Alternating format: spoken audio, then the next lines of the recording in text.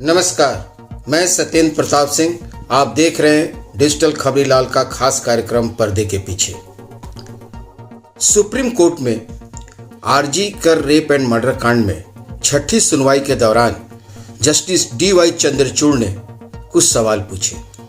उन्होंने सवाल civic volunteers को लेकर पूछा और पूछा कि सिविक वॉलंटियर्स की नियुक्ति कौन करता है, किस कानून के तहत इनकी नियुक्ति होती है, नियुक्ति की योग्यता क्या होती है और नियुक्ति के दौरान जो इन सिविक वॉलंटियर्स के द्वारा जो तथ्य दिए जाते हैं या डॉक्यूमेंट्स दिए जाते हैं, इसकी जांच किस तरह होती है और किन किन संस्थानों में इनकी नियुक्ति होती है। इसके अलावा उन्होंने यह भी पूछा कि इन्हें वेतन किस तरह दिया जाता है, इसका बजट कैसे निर्धारित किया जाता है, इसका बजट कितना निर्धारित होता है। ये तमाम तरह के सवाल थे, लेकिन इसमें मुख्य 6 सवाल थे जिसको लेकर उन्होंने राज्य सरकार से कहा कि अगली सुनवाई के दौरान आप हल्फनामा दायर करें कि इन 6 सवालों का जवाब हमें चाहिए। साथ ही उन्होंने यह निर्देश दिया कि सिविक वॉलंटियर्स की नियुक्ति अस्पतालों और स्कूलों में कतई नहीं की जा सकती और जहां तक कोशिश किया जाए कि इन्हें थाने में भी इनकी नियुक्ति न हो। ये तमाम निर्देश देने के बाद और खासकर स्कूल और अस्पतालों में इनकी नियुक्ति पर प्रतिबंध या निषेध लगाने के साथ ही साफ साफ उन्होंने कहा कि हल्फनामा के जरिए अगली सुनवाई के दौरान बताया जाए। दरअसल joint platform of doctors West Bengal की वकील करुणा नंदी ने ये सवाल उठाया।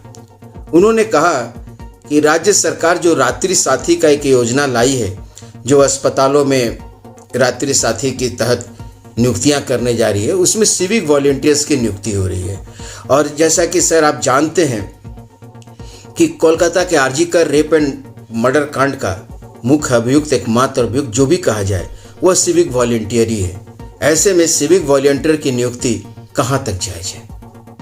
इसके बाद ही इस सारे सवाल DY चंद्रचूड़ ने राज्य सरकार से पूछा और राज्य सरकार को निर्देश दिया कि हल्फनामे के जरिए इसे कोर्ट को बताएं। दरअसल करुणा नंदी ने यह भी जिक्र किया कि कोलकाता हाई कोर्ट ने इस पर एक फैसला सुनाया था और सिविक वॉलंटियर्स को लेकर उसने राज्य पुलिस को कुछ गाइडलाइंस तैयार करने को कहा था और उसके बाद कोलकाता पुलिस की तरफ से एक गाइडलाइंस भी तैयार की गई थी।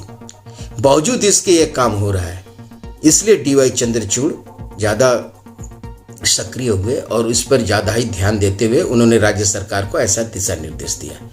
अब हमें जानने का प्रयास करते हैं कि कलकत्ता हाई कोर्ट में आखिर हुआ क्या था। दरअसल मार्च 2023 की घटना है।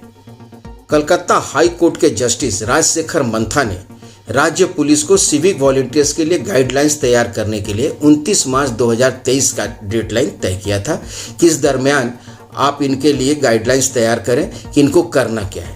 उसके बाद 24 मई 2023 को राज्य पुलिस द्वारा एक गाइडलाइन तैयार किया गया और उस गाइडलाइन यानी दिशा निर्देश के अनुसार बताया गया कि सिविक वॉलंटियर्स कानून व्यवस्था नहीं संभालेंगे और नहीं संभाल सकते हैं। वे सिर्फ यातायात ट्रैफिक को नियंत्रित करेंगे, पूजा त्योहारों के दिन भीड़ को नियंत्रित करेंगे, अवैध पार्किंग को रोकेंगे और लोगों की सुरक्षा सुनिश्चित करने में पुलिस की मदद करेंगे।